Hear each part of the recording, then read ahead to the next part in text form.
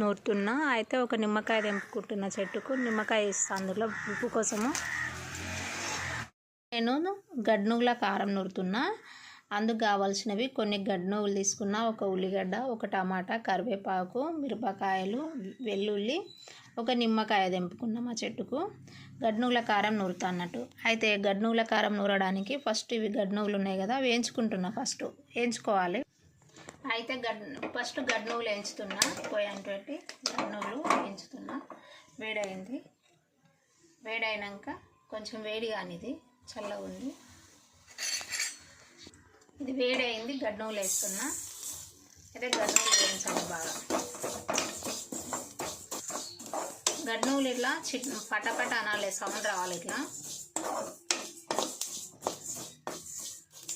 తీస్తున్నా. ఏగినాయి గడ్నుగులు ఎండకు తీస్తున్నా. ఇప్పుడు మిరపకాయలు వేస్తున్నా. మిరపకాయలు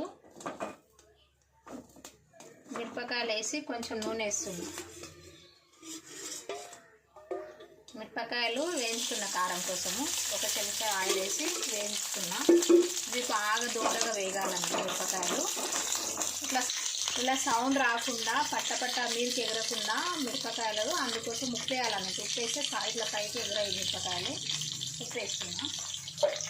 ఉప్పేసి కలుపుతున్నా. బాగా ఇది మాడాలి.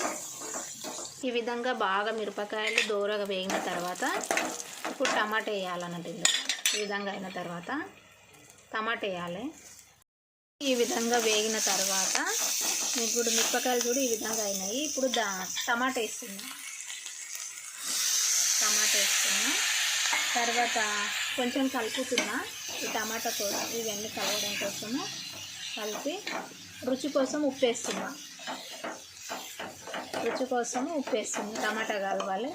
ఇట్లా రుచి కోసము ఒక చెంచా వేస్తున్నా.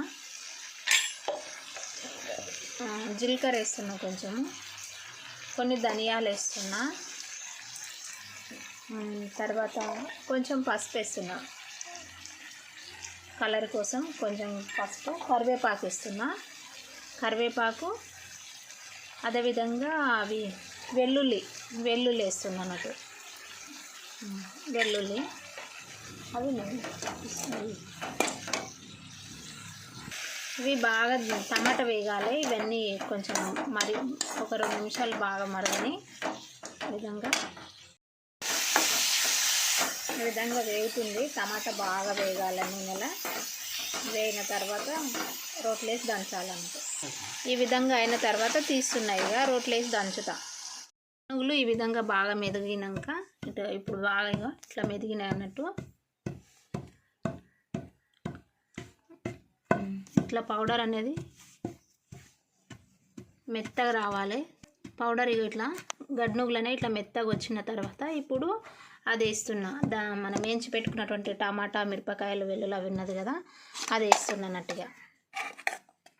అది వేసి దంచుతున్నా. అది వేసి బాగా దంచాలి. ఇక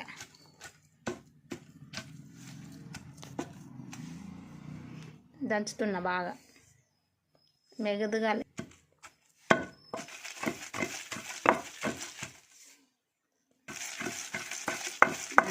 ఇప్పుడు కారం ఎదిగింది, ఎత్తుతున్నా. ఇక కారం అయింది, ఎత్తుతున్నా.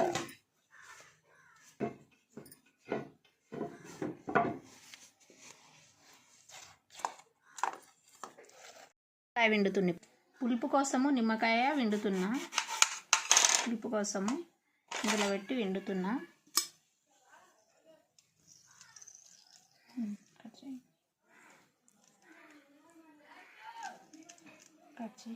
ఉల్లిగడ్డ వేస్తున్నా. ఇందులో ఉల్లిగడ్డ వేసి కలపాలిగా.